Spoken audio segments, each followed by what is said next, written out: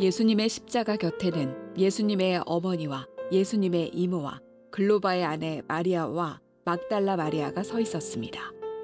예수님께서 그의 어머니와 그 곁에 사랑하는 제자가 서 있는 것을 보시고 어머니를 향해 말씀하셨습니다. 여자여 보십시오. 어머님의 아들입니다. 그리고 그 제자에게는 보아라, 네 어머니이시다 라고 말씀하셨습니다. 그때부터 이 제자는 예수님의 어머니를 자기 집에 모셨습니다. 이후에 예수님께서는 이미 모든 것이 이루어진 줄 아시고 성경이 성취되도록 하기 위하여 내가 목마르다 라고 말씀하셨습니다. 그곳에 신 포도주가 담긴 항아리가 있었습니다. 군인들이 해면을 신 포도주에 흠뻑 적셔서 우슬초 막대기에 매달아 예수님의 입으로 가져갔습니다. 예수님께서는 신 포도주를 맛보신 다음 다 이루었다 라고 말씀하셨습니다. 이 말씀을 하신 후 고개를 아래로 떨구시고 운명하셨습니다. 고맙습니다. 우리 가슴에 손을 얹고 우리 신앙을 고백과 함께 말씀을 나누겠습니다. 제가 먼저 고백하겠습니다. 하나님은 나를 사랑하십니다. 나는 그 사랑 안에 있습니다. 하나님은 오늘 나에게 말씀하실 것입니다. 그 말씀에 능력이 있습니다. 그 말씀에 생명이 있습니다. 나의 마음을 하나님께 열겠습니다.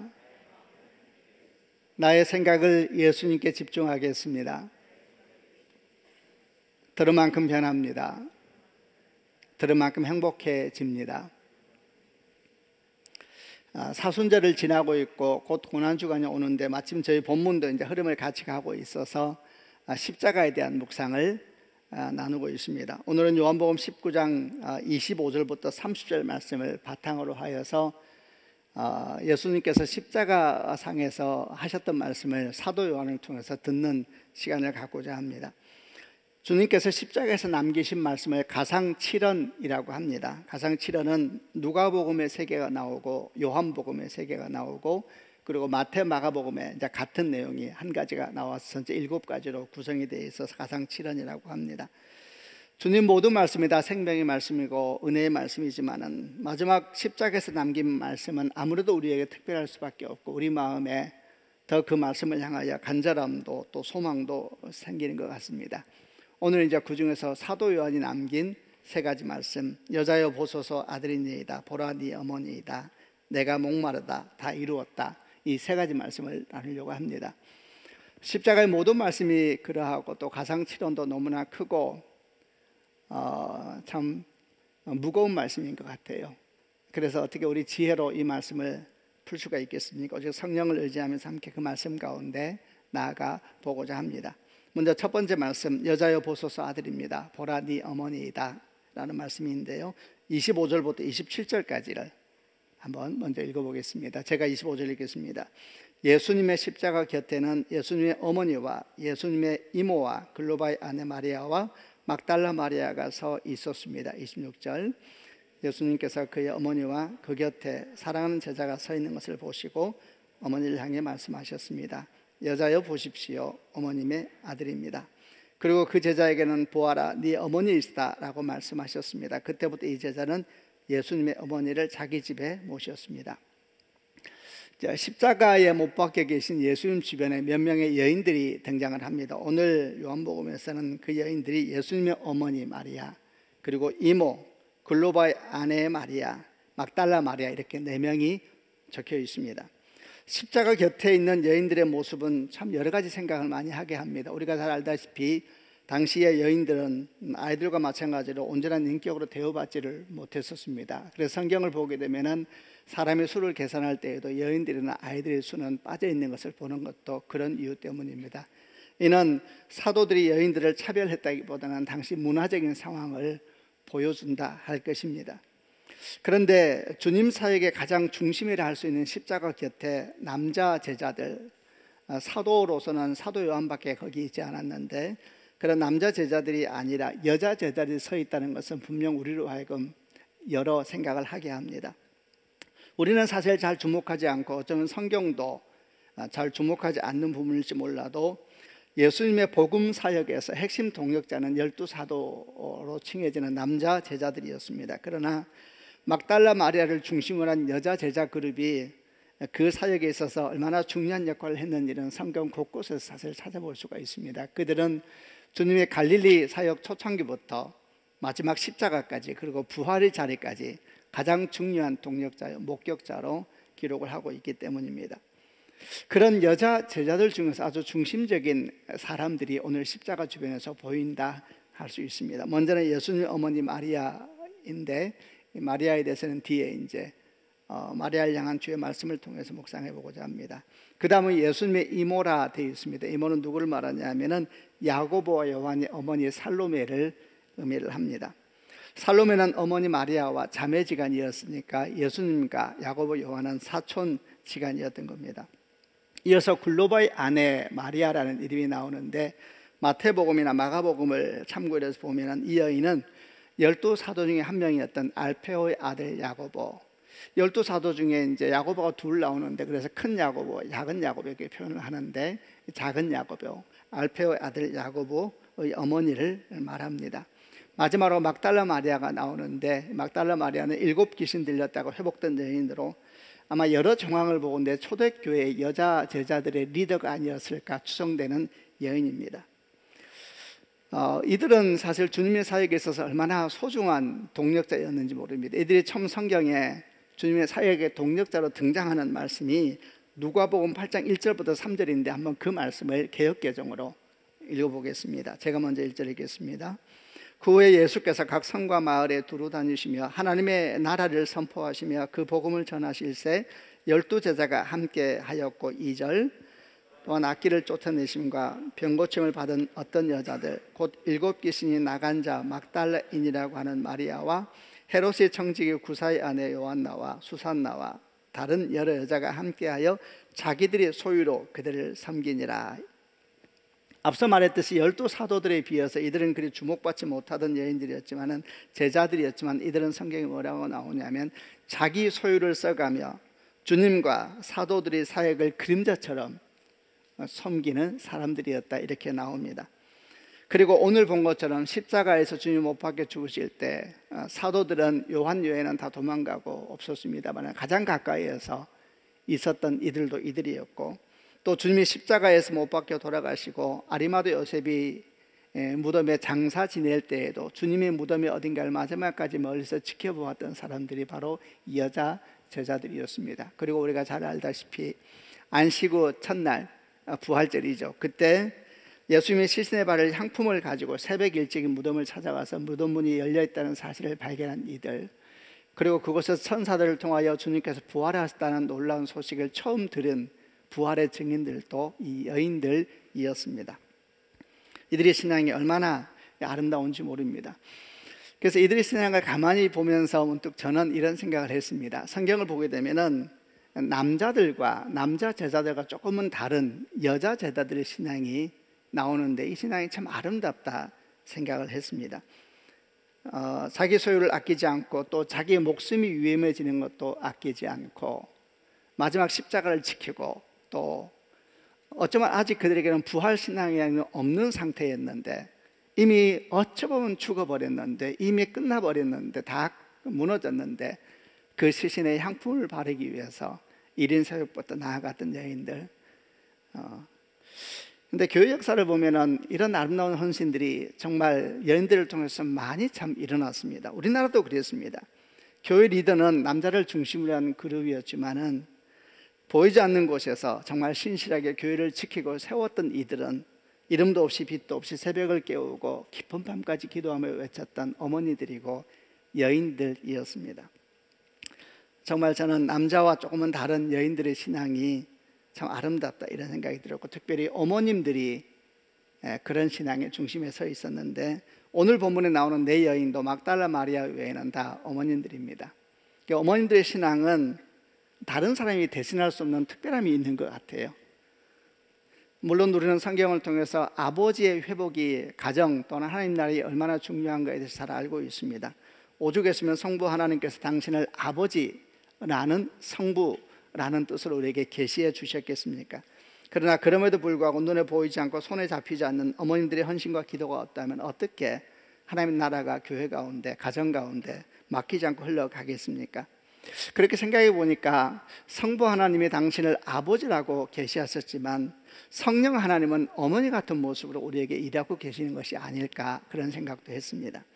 성령 하나님에 대한 성경의 계시를 보게 되면 자기 영광이 아니라 성부 하나님과 성자 하나님의 영광을 나타내시는 분이셨고, 말할 수 없는 탄식으로 우리를 위해서 기도하는 분이셨고, 항상 우리 안에 계시면서 도우시는 분이시다, 이렇게 나와 있으니까 참 어머니 같은 모습으로 우리에게 일하는 분이 아니신가, 이런 생각을 했습니다. 저는 우리 교회 자모님들, 특별히 어머님들이 정말 이런 신앙의 모습이 있다고 생각합니다. 놓치지 마시고, 혹시라도 잃어버린 분이 있다면 누구도 대신할 수 없거든요. 누구도 그 기도를 대신할 수 없고 그 눈물을 아무도 대신할 수 없습니다. 열심히 기도하시고 열심히 주 앞에 우시고, 이렇게 하면서 주의 몸된 교회도 세우고 또 다음 세대도 세우고 이 나라와 민족도 세우는데 정말 귀하게 쓰임받는 그런 하나님의 종들이 되기를 주님의 이름으로 축원합니다. 이런 여인들의 신앙 한가운데 오늘 이제 좀 더 주목하려고 하는 예수님의 어머니 마리아가 나옵니다. 그리고 그 마리아를 향해서 주님께서 이제 사도 요한이 전하는 첫 번째 가상 칠례의 말씀을 하셨습니다. 26절 27절을 개역 개정으로 한 번만 더 읽어보겠습니다. 제가 먼저 읽겠습니다.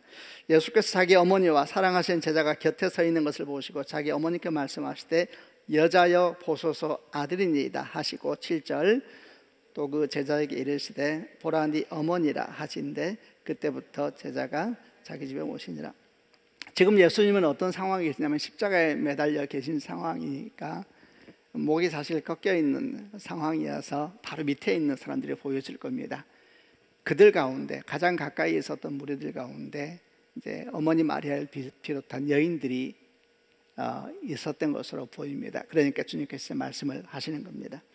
먼저는 어머니 마리아에게 말씀하시고 이어서 이제 사랑하시는 제자라 그랬는데 사도 요한으로 보입니다. 사도 요한에게 연이어서 말씀하십니다. 어머니에게 말씀하시기를 여자여 보소서 아들입니다, 이렇게 말씀을 하셨고, 사도 요한에게는 보라 네 어머니다 이러면서 이제 어머니를 사도 요한에게 맡기시는 이런 장면이 나와 있습니다. 이 말씀을 통해서 먼저는 마리아에 대한 우리 주님의 마음을 좀 살펴보려고 하고, 그와 동시에 이 말씀을 대할 때마다 우리가 질문하는 것, 왜 어머니라 부르지 않고 여인이라 부르셨을까라는 질문도 한 번 더 해보려고 합니다. 어머니 마리아에 대한 예수님의 마음은 여러분 어떤 마음이셨을까요? 조금 질문을 조금만 바꿔보겠습니다. 예수님을 향한 어머니의 마음은 어떤 마음이셨을까요? 누구보다도, 성경에 나오는 그 누구보다도 예수께서 성령으로 잉태되셨다는 사실을 정말 온몸으로 아는 사람은 마리아였습니다. 그분은 하나님의 아들이셨고 그리스도이셨지요. 그러나 동시에 또 그분은 누구셨는가? 자기 몸으로 낳은 육체의 아들이기도 했었습니다. 온 땅의 구원자이셨지만 눈에 넣어도 아프지 않을 그런 아들, 그런 아들이 마리아에게 있어서 예수님이 아니셨을까 생각을 합니다. 그런 예수님이 십자가에 달리셨고 그 곁에 어머니 마리아가 계시는 이 상황을 보면서 그냥 생각하게 됩니다. 바로 그 밑에서 예수님을 보시는 마리아의 마음이 어떠셨을까? 왜 그 처참한 십자가를 떠나지 않고 그곳에 그렇게 있었을까? 그곳에 있으면서 어떻게 그 못 박히고 서서히 죽어가고 있는 역사상 가장 참혹한 사형 방법이라 그랬잖아요. 그걸 가까이 보면서 어떻게 버틸 수는 있으셨을까? 이런저런 생각을 하면서 그 마음이 어땠을까? 이렇게 생각을 하고 어떤 분하고 나누는데 어떤 어머니가 이런 이야기를 하더라고요. 목사님, 그게 어미입니다. 아들이 아무리 비참한 상황이 있어도 그 자리를 떠나지 못하고 그 아픔을 마지막까지 함께 하는 것이 어머니입니다, 이렇게 말을 해서 정말 그렇겠구나 생각이 들었습니다. 하나님의 아들이요 그리스도이심을 알지만 자기 몸으로 낳은 아들이었기에 그 슬픈 십자가를 떠나지 못하고 함께 그 자리에 있었던 것은 아닐까. 그렇다면 사실 이 어머니 마리아는 아들과 함께 십자가에 못 박히고 있었던 것은 아닐까, 이런 생각도 해보았습니다. 그와 동시에 또 질문을 옵니다. 그렇다면 이런 어머니 마리아의 마음을 예수님은 아셨을까? 왜 모르셨겠어요? 너무나 잘 아셨을 겁니다. 그리고 그 마음이 십자가의 죽음 한가운데서 사랑하는 제자에게 어머니를 맡기시는 오늘 이제 말씀 속에 흘러나온 것이 아니었을까 봅니다. 여자여 보소서 아들입니다. 보라 네 어머니다. 이렇게 본다면 이 말씀은 어머니를 향한 아들 예수의 눈물이요 사랑이었고 또 아픔이었고 그런 모습이 아니었을까 생각을 합니다. 저는 분명히 나눌 수 있습니다. 예수님은 그 어머니 마리아를 정말 사랑하셨고 누구보다도 어머니 마리아의 눈물을 아셨고 그 아픔을 아셨을 것이다. 그래서 사랑하시는 제자에게, 가장 신뢰할 수 있는 제자에게 그 마지막 순간에 그 어머니를 부탁하는 말씀을 하셨을 것이다, 이런 생각을 합니다. 연이어서 했던 질문들, 아까 그럼 왜 마지막 순간에 호칭을 여인이라고 부르셨을까? 여자여라고 이렇게 번역되어 있는데 이게 귀나이라고 하는 헬라어인데 사실 이 단어는 불손하거나 아주 냉랭한 그런 단어는 아닙니다. 어떤 경우에는 여인을 향한 존칭으로 사용되기도 했던 단어다, 이렇게 말하기도 합니다만, 그러나 그 존칭이 아무리 대단한, 그 호칭이 아무리 대단한 존칭이라 한들 어떻게 그런 호칭이 어머니라고 하는 단어를 대신할 수 있겠는가? 이 세상에 어떤 단어가 그 위대한 언어 어머니라는 단어를 대신할 수 있다는 이야기인가? 왜 예수님은 어머니라고 부르지 않으셨을까? 이렇게 질문하면서 복음서를 전체를 보다 보면은 여기만이 아니에요. 예수님이 한 번도 마리아를 어머니라고 부른 적이 없으세요. 이를 어떻게 이해해야 될까? 그렇다면 예수님에게 마리아는 당신을 낳은 육신의 어머니라 할지라도 그냥 한 사람의 여인, 아주 믿음이 좋은 한 여인에 불과했던 것일까? 그래서 마태복음 12장 같은 곳에서 당신을 찾으러 온 어머니와 동생을 향하여서 누가 내 어미며 누가 내 동생이냐 하시면서 하늘에 계신 내 아버지 뜻대로 행하는 자가 내 형제요 자매요 어머니이다, 이런 말씀까지 하신 것일까? 이런 생각을 합니다. 어떨까요, 여러분? 아니죠. 전혀 그렇게 볼 것이 아닙니다. 예수님께 어머니 마리아는 믿음의 위대한 여인이기도 했었지만 생각하면 눈물이 나고 감사한 어머니이기도 했습니다. 그러니까 그런 감사와 눈물이 마지막 순간에, 그 절대절명의 마지막 순간에 여자여 보소서 아들입니다, 보라 네 어머니라, 이렇게 말씀하시면서 사랑하셨던 제자에게 그 어머니를 맡겨드리는 모습으로 나타난 것이 아니겠습니까? 그럼 다시 또 질문합니다. 그럼에도 불구하고 왜 어머니라는 호칭을 하지 않으셨을까? 게다가 십자가는 죽음을 앞둔 그야말로 마지막 순간인데 그 마지막 순간까지 어떻게 어머니라고 호칭하지 않으셨을까? 아마도 생각해 볼 때 주님의 공생애 이전에는 당연히 어머니라고 부르셨을 거예요. 근데 성경의 기록을 보게 되면 공생애 이후로는 어머니라고 안 부른 이 상황을 어떻게 좀 이해해야 될 것인가? 그것은 아마도 하나님 아버지와 혼동하지 않기 위해서 그러신 것은 아닐까 생각을 했습니다. 예수님은 복음을 전하시면서 계속해서 하나님을 아버지라고 칭하셨습니다. 만약 그런데 그 예수님께서 마리아를 어머니라고 칭하게 되면 어떤 일이 생기게 될 것인가? 아버지와 어머니, 이 단어가 우리에게 가지고 있는 의미가 얼마나 큽니까? 그 두 단어가 하나는 하나님께 하나는 마리아에게 사용되는 순간 어떤 일이 생기게 될까? 큰 혼돈이 오지 않았을까? 그러므로 예수님께 마리아는 생각하면 눈물이 나고 생각하면 너무나 감사한, 한없이 감사한 어머니였지만 그분이 하나님은 아니시길래 그 혼돈을 피하기 위해서 어머니라는 호칭을 쓰지 않으신 것은 아닐까 생각을 했습니다. 여기서 우리는 아주 중요한 것을 한 가지 좀 묵상해 볼 수 있습니다. 첫 번째, 부모님은 우리에게 다함없이 소중하고 너무나 감사한 존재라는 것입니다. 그래서 10계명 중에 대5개 계명에서 네 부모를 공경하라, 그리하면 네 하나님 여호와가 네게 준 땅에서 생명이 길리라, 이렇게 말씀하셨는데 우리가 배운 것처럼 10개의 계명은 구약의 메시지가 아니거든요. 성경 전체를 관통하면서 우리에게 주신 하나님의 메시지입니다. 그 중에서 약속이 있는 유일한 계명, 약속 있는 유일한 계명이 네 부모를 공경하라, 이렇게 말씀하셔서 우리는 이를 아주 소중하게 받아들이고 기억을 합니다. 그러므로 모든 그리스도인들은 부모님의 소중함에 대해서 깊이 알아야 되고 그 부모님을 공경하는 것이야말로 하나님을 향한 우리 신앙이 아주 중요한 모습이라는 것도 잊어서는 안 될 겁니다. 그런데 여기에 한 가지 사실을 꼭 더해야 합니다. 부모님은 우리에게 다함없이 소중한 분들이지만 그분들이 하나님은 아니라는 사실을 같이 기억해야 된다는 겁니다. 물론 이 말을 오해해서는 안 될 것입니다. 그래서 부모님께 적당히 하면 된다라는 의미가 아니라, 부모는 우리가 사랑하고 존중하고 사랑해야 될 가장 소중한 존재이지만, 그러나 그분들이 만약 우리에게 하나님 같은 존재가 되기 시작하면 바로 거기에서 온갖 왜곡과 뒤틀려짐과 그리고 엉킴의 현상들이 나타나기 시작한다는 것입니다. 사실 부모님만이 아닙니다. 그 외에도 우리 인생에는 아주 소중한 사람들이 많습니다. 예를 들면 지금 어머니 마리아가 예수님을 보시면서 하나님의 아들이시지만 동시에 눈에도 아프지 않을 육체의 아들이다라는 생각을 아마도 했던 것을 우리가 동의하게 되듯이, 자녀가 우리에게 그렇게 소중한 사람들이고 또 부부간에도 그런 소중함을 느낍니다. 이런 모든 분들이 아무리 소중한 분들이고 정말 말할 수 없이 귀한 존재들을 할지라도 잊지 말아야 됩니다. 그분들이 우리에게 하나님같이 인물이 되어서는 안 되는 겁니다. 성경이 우리에게 말씀하시는 건강한 관계, 정말 하나님께서 주시기 원하는 참된 축복과 은혜가 흘러가는 건강한 관계는 어떤 관계인가?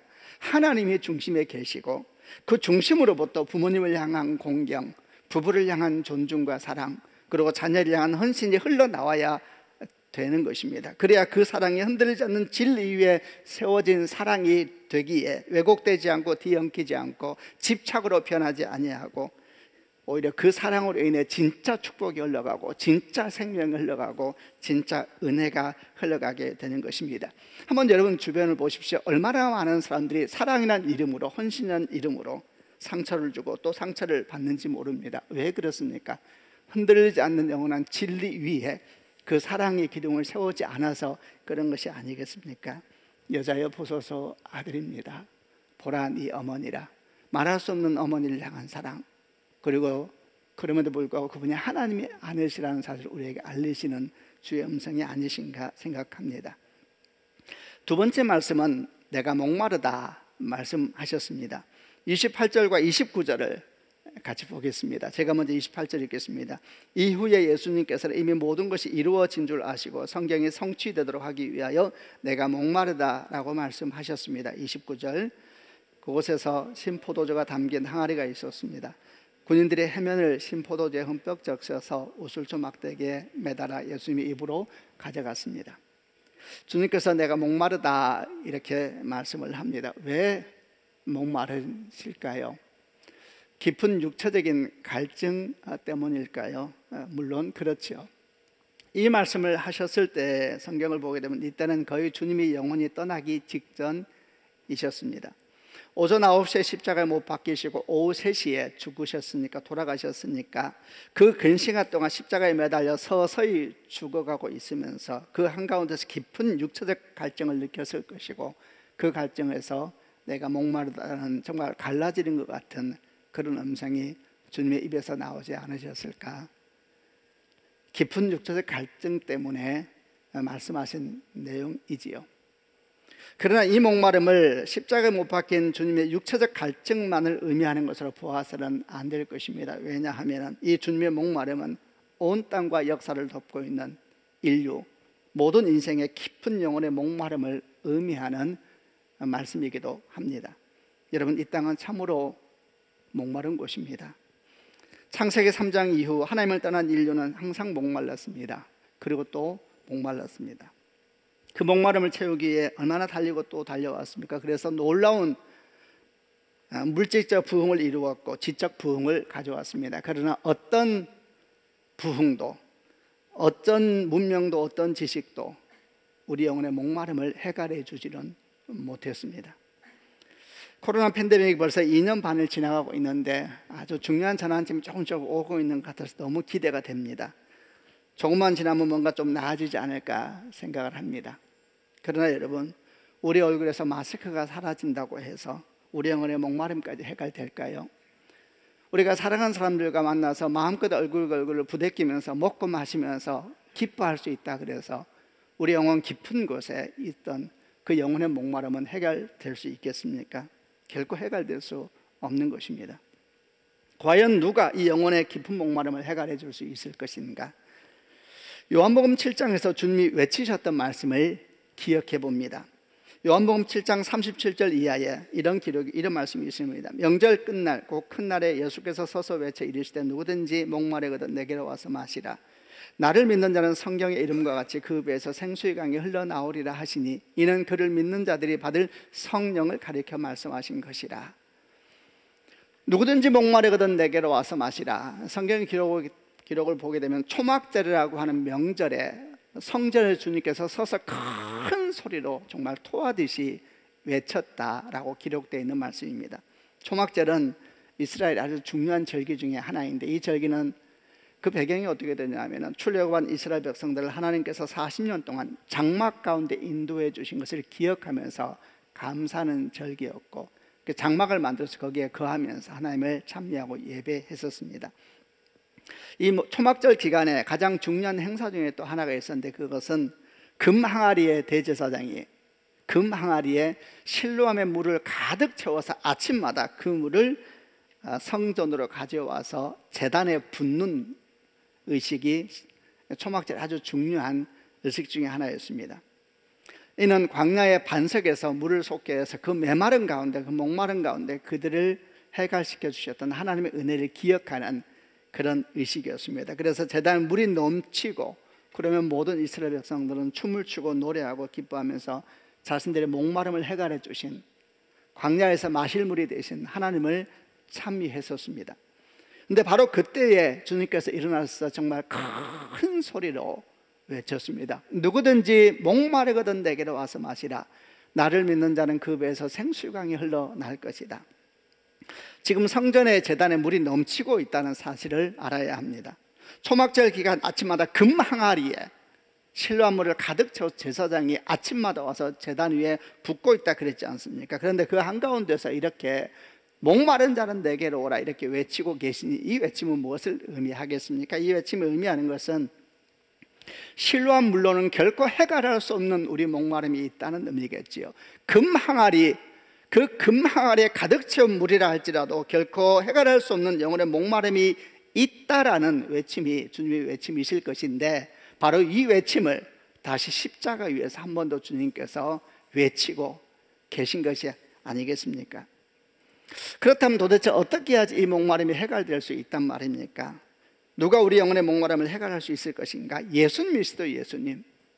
십자가에 못 박혀 죽으시면서 외치신 이 예수님의 외침은 무엇을 의미합니까? 그것은 온 인류의 깊은 목마름을 드러내시는 외침이시면서 동시에 그 목마름이 오직 십자가에 매달려 죽으신 예수님을 통하여서 그분을 먹고 마실 때에만 해결된다는 것을 보여주시는 외침이 아니겠습니까? 오직 그분을 먹고 마실 때에, 오직 그분을 먹고 마실 그때에만 우리 영혼의 근본적인 목마름은 해결되는 것입니다. 사실 바로 그런 일들이 이미 주님의 공생의 기간 가운데 아주 계시적으로 한번 일어난 일들이 있었습니다. 요한복음 4장에 야곱의 우물가에 사마리아 여인 사건을 기억하실 겁니다. 이 여인은 참 불쌍한 여인이었습니다. 남편이 5이나 있었는데 다 자기 남편이 아니었고, 지금 있는 남자도 자기 남편이 아니었으니까 얼마나 참 비참한 인생이었습니까? 그래서 깊은 열등감과 상처 속에 살고 있었습니다만, 그러나 살아야 되고 인생의 목마름을 풀어야 되니까 모두가 쉬고 있는 무더운 한낮에 물을 뜨기 위해서 야곱의 우물가로 가서 그곳에 앉아 계시는 우리 주 예수 그리스도를 만나게 됩니다. 이 여인은 누구를 상징하는 것입니까? 그것은 결코 해결되지 않는 영혼의 목마름 속에 살고 있는, 참 이런 모양 저런 모양을 살지만 풀 수 없는 열등감과 상처와 아픔 속에 살고 있는 우리들이요, 온 인류를 나타내는 여인이지요. 그 여인은 오늘도 야곱의 우물가에 나와서 물을 뜨려고 하고 있었는데, 주님께서 여인에게 말씀하셨죠. 이 물을 마시는 자마다 다시 목마르거니와 내가 주는 물을 마시는 자는 영원히 목마르지 아니하리니 내가 주는 물은 그 속에서 영생하도록 솟아나는 샘물이 되리라 이러셨습니다. 이 물을 먹는 자마다 다시 목마를 것이다 하셨는데, 이 물은 무슨 물입니까? 야곱의 우물에서 뜬 물이죠. 이는 세상이 우리에게 주는 물을 상징하는 것입니다. 세상이 주는 영광의 물, 세상이 주는 기쁨의 물, 세상이 주는 안정감의 물, 그런 물들은 결코 우리 인생의 근본적인 목마름을 해결할 수 없다. 오히려 그런 물은 이상하게도 마시면 마실수록 영혼은 더 목마라지게 될 것이다, 이렇게 주께서 말씀하셨습니다. 여러분 참 그렇지 않습니까? 신기하죠. 마실수록 목마른 물이 있습니다. 마실수록, 먹을수록 배고픈 음식이 있죠. 그게 야곱의 우물로 상징되는 세상에 주는 물이요, 세상에 주는 안정감입니다. 가지는 순간 없어질까 두렵고 올라가는 순간 내려갈까 두렵고 마실수록 설명할 수 없는 목마름이 깊이 우리를 채우는 그런 이상한 물이 야곱의 우물로 상징되고 있는 것입니다. 주님께서 뭐라고 하셨습니까? 이 물을 먹는 자마다 다시 목마를 것이다. 그러나 내가 주는 물을 마시는 자는 영원히 목마르지 아니하리니 하셨습니다. 주님이 주시는 물은 뭡니까? 주님 자신을 의미하는 것이었죠. 그분이 우리 인생의 생수라는 것입니다. 요한복음 6장 53절 55절에 내가 진실로 진실로 너희에게 이르노니 인자의 살을 먹지 아니하고 인자의 피를 마시지 아니하면 너희 속에 생명이 없느니라. 내 살을 먹고 내 피를 마시는 자는 영생을 가졌고 마지막 날에 내가 그를 다시 살리리니 내 살은 참된 양식이요 내 피는 참된 음료로다. 오직 이분을 먹고 마실 때 우리 영혼의 목마름이 해결될 것이다. 주님께서 말씀하셨는데 이 사실을 다시 한번 십자가 위에서 내가 목마르다라는 깊은 갈증, 그리고 오직 십자가에 매달리시고 부활하신 그분을 통해서만 해결된다는 것을 우리에게 보여주고 계시는 겁니다. 성도 여러분, 예수님을 먹고 마시고 계십니까? 그분을 먹고 마시지 않는다면 무엇을 먹는다 한들 해결되겠습니까? 먹으면 먹을수록 목마른 세상의 물, 마시면 마실수록, 올라가면 올라갈수록 두려운 그 세상의 물을 마시고는 결코 인생 목마름을 해결할 수가 없고, 그렇게 이 땅을 떠나게 됐을 때 그 인생이 얼마나 두렵겠습니까? 주님 말씀하신 것처럼 주님의 살은 참된 양식이요 내 피는 참된 음료로다. 나를 먹고 마시라 그랬습니다. 예수를 먹고 마신다는 건 무슨 뜻이겠습니까? 무엇보다 십자가에 매달려 죽으신 주님을 영접한다는 의미가 아니겠습니까? 그리고 그분과 함께 매일 동행하며 그 말씀을 따라 살겠다, 또 살아가는 것이 아니겠습니까? 우리 안에 계신 성령님을 믿으며 그분과 함께 동행하는 삶이 아니겠습니까? 우리들은 그런 삶이 참 믿음이란 이름으로 수고하고 또 십자가를 지고 희생하는 삶이라 그러지만 오히려 주님은 그렇게 말씀하지 않는 것 같습니다. 그 삶이야말로 내 영혼의 깊은 목마름을 해결하는 삶이고, 그 삶이야말로 진짜 축복의 삶이고, 그 삶이야말로 진짜 은혜의 삶이다. 주를 위하여 주님과 함께 주님을 향하여 나아가는 삶은 희생도 아니고 사실 헌신도 아니고 은총이요 축복이요 은혜이다, 이렇게 말씀하시는 것처럼 들립니다. 마지막 세 번째 말씀은 다 이루었다 하셨습니다. 30절 말씀을 같이 읽어보겠습니다. 시작. 예수님께서는 신포도주를 맛보신 다음 다 이루었다라고 말씀하셨습니다. 이 말씀을 하신 후 고개를 아래로 떨구시고 운명하셨습니다. 다 이루었다. 이 말씀은 십자가에서 남긴 마지막 말씀이셨고, 이 말씀과 함께 이제 주님이 영원히 떠나가셨습니다. 다 이루었다. 완료형으로 썼습니다. 무엇을 다 이루셨다는 것일까요? 주님이 이 땅에 오신 목적을 다 이루셨다는 뜻이겠지요. 그렇다면 그 목적은 무엇일까요? 여러 가지 성경에 너무 설명이 잘 되어 있습니다만 아주 간략하게 잘 보여주는 말씀 하나를 통하여서 주님이 이루셨다는 것이 무엇인지를 보려고 합니다. 사도행전 26장 16절부터 18절인데 이 말씀은 주님이 다메섹으로 가던 사도 바울, 청년 사울에게 큰 빛 가운데 나타나셔서 그의 인생에 대해서 말씀하시는, 그의 사명에 대해서 말씀하시는 본문인데, 사도행전 26장 16절부터 18절을 개역개정으로 한번 보고자 합니다. 제가 16절을 먼저 읽겠습니다. 일어나 네 발로 서라. 내가 네게 나타난 것은 곧 네가 나를 본 일과 장차 내가 네게 나타날 일에 너로 종과 증인을 삼으려 함이니. 17절. 이스라엘과 이방인들에게서 내가 너를 구원하여 그들에게 보내어 그 눈을 뜨게 하여 어둠에서 빛으로 사탄의 권세에서 하나님께로 돌아오게 하고 죄 사함과 나를 믿어 거룩하게 된 무리 가운데서 기업을 얻게 하리라 하더이다. 아멘. 네 가지 사도 바울을 부르시고 보내신 목적이 나오는데, 이 네 가지 목적은 동시에 십자가에서 주님께서 다 이루셨다 말씀하신 그 다 이루면 뭔가에 대해서 우리에게 말씀하시는 내용으로 받아도 될 것입니다. 네 가지가 뭐냐면, 첫 번째는 어둠에서 빛으로, 두 번째는 사탄의 권세에서 하나님께로, 세 번째는 죄 사함, 네 번째는 나를 믿어 거룩하게 된 무리 가운데서 기업을 얻게 하시리라. 이 말씀이 다 이루어졌다라는 것이 오늘 십자가 주님이 마지막 남긴 다 이루었다라는 말씀 가운데 있는 것입니다. 앞서 나누었듯이 이 말씀이 완료형으로 되어 있다는 것에 대해서 정말 주목해야 됩니다. 이때 사용된 헬라어가 텔레오라는 단어인데, 이 단어의 뜻은 뭐냐 하면 완전히 하다, 완수하다, 결론 짓다, 끝마치다, 성취하다, 빚을 청산하다, 이런 뜻을, 완전히 끝났다, 이런 뜻을 가지고 있는 말씀은 십자가에서 마지막 영원히 떠나시면서 마지막 호흡과 함께 내뱉으셨다는 것입니다. 다 이루었다. 그리고 호흡이 떠나십니다. 얼마나 위대한 선언입니까? 여러분, 제가 이 말씀은 주님이 십자가에서 이루신 위대한 하나님의 역사인데, 사실 이 일에 있어서 우리가 할 수 있는 것은 없습니다. 우리가 할 수 있는 것은 무엇인가? 주님께서 다 이루셨다, 당신의 생명을 우리에게 주시면서 이루신 이 위대한 선포, 이 약속을 우리가 믿음으로 받아들이는 것 외에는 우리가 할 수 있는 것은 없는 것입니다. 제가 여러분에게 다 이루었다라는 말씀이 담겨있는 지금 네 가지 말씀을 한 번 더 선포하겠습니다. 여러분 아멘으로 한번 답해 보시길 바랍니다. 이제 우리는 어둠에서 빛으로 옮겨졌습니다.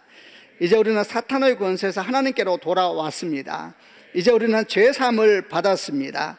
이제 우리는 주님을 믿어 거룩하게 된 무리 가운데서 기업을 얻게 되었습니다. 네 번째가 무슨 뜻인가 조금 나누어야 되겠죠. 주님을 믿어 거룩하게 된 무리가 누구인가? 교회죠, 교회. 교회는 무리도, 건물도 아니고 조직도 아닙니다. 교회는 주를 믿어 거룩하게 된 무리들이 교회들이죠. 기업을 얻게 되었다는 말은 무슨 뜻입니까? 하나님 나라의 상속자가 되었다는 것입니다. 하나님의 나라의 영광과 기쁨과 축복의 상속자가 됐다는 것입니다. 천국이 우리 것이 된 것입니다. 우리가 천국 가서 살 때는 전셋집 사는 것이 아니고 월세 사는 것이 아니라 천국은 우리 집이 된 것입니다. 그게 기업을 얻게 되었다는 말씀 속에 있는 것이죠. 여러분, 이것이 주께 십자가에서 마지막 남긴 말씀이라면 우리는 이 말씀에 어떻게 반응해야 되겠습니까? 우리가 그 말씀을 믿고 살아야 되는 것이죠. 우리가 할 수 있는 것은 그거밖에 없습니다. 어떻게 살아야 되는? 믿음으로 살아야 되는 것입니다. 이미 나는 빛의 자녀가 되었다. 나는 이미 하나님의 백성이 되었다. 나는 이미 죄 사함을 받았다. 나는 이미 하나님 나라의 상속자가 되었다라는 것을 믿음으로 받아야 됩니다. 만약 우리가 이것을 믿지 않는다는 것은 무엇을 의미하는가? 십자가를 받지 않는다는 말과 똑같은 것입니다. 우리가 십자가를 믿는다. 십자가 없이 구원은 없다 그랬습니다. 그러니까 십자가를 믿는다 말은 무슨 말일까? 오늘 말씀하고 연결시키고 바로 이것을 그대로 믿는다는 것을 의미하는 것입니다. 그리고 그 사람에게 하나님의 약속이 이루어지는 것입니다.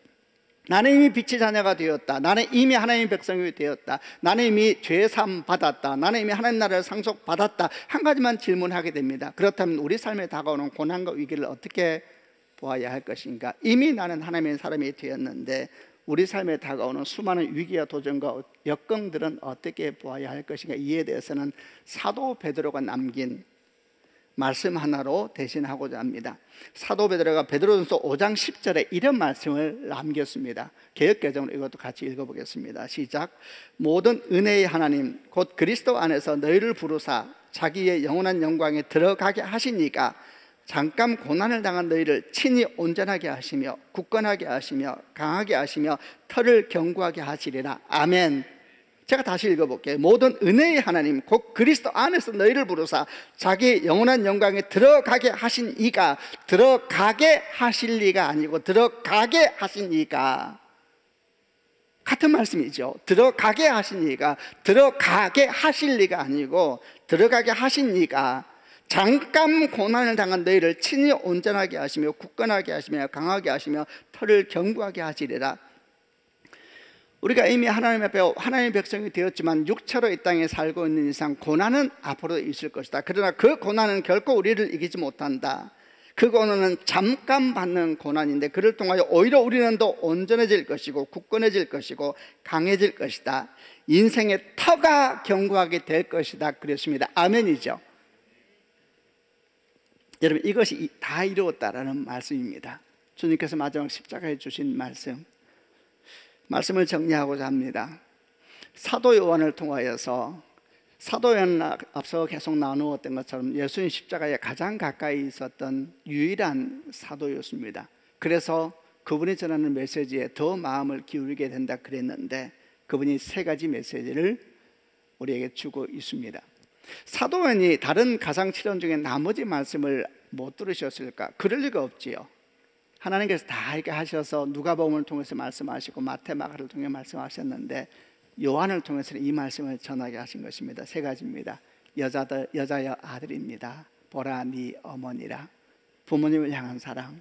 그러나 부모님이 하나님은 아니시니 정말 중심을 잘 잡아서 아름다운 축복의 공동체를 만들어야 할 것이다. 두 번째, 내가 목마르다. 우리 영원한 목마름이 어떻게 해결될 수 있을 것인가? 십자가에 달리신 예수 그리스도, 그분을 먹고 마셔야지 영혼의 목마름이 해결되는 것입니다. 세 번째, 다 이루었다. 이미 이루신 약속 믿음으로 받아들이며 잠깐 고난이 온다 할지라도 사도 바울이 말하는 것처럼 그를 통하여 네 인생의 터가 견고하게 되리라. 아멘. 이 말씀을 그대로 받는 축복이 있기를 바랍니다.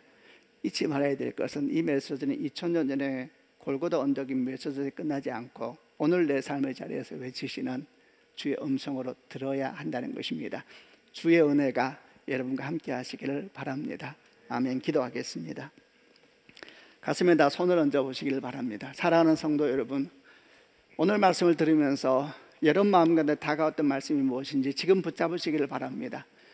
참 하나하나가 너무나 우리가 감당할 수 없는 말씀이시지만 그래도 말씀 하나 딱 붙잡으시기를 바랍니다. 여자여 보소서 아들입니다. 보라 네 어머니다. 내가 목마르다. 다 이루었다. 말씀 하나 딱 붙잡으시길 바랍니다. 그리고 주 앞에 기도하십시다. 아버지 하나님, 이 말씀을 내가 믿음으로 받아들입니다. 이 말씀이 이미 내게 성취되었던 된 것을 믿습니다. 십자가로 말미암아 이미 내 삶 가운데 주어진 것을 믿습니다. 이 말씀이 내게 능력 되게 하여 주시고 하나님의 사건 되게 하여 주시고 하나님의 나라 되게 하여 주시고 정말 이 말씀을 통해 우리 영혼 갖는 모든 매임이 풀어지고 회복되어지는 은혜의 역사가 일어나게 하여 주옵소서. 이 말씀이 내 삶에 깊이 뿌리내리게 하여 주시고 열매 맺게 하여 주시고 권능의 말씀 되게 하여 주옵소서. 함께 하나님께 기도하겠습니다.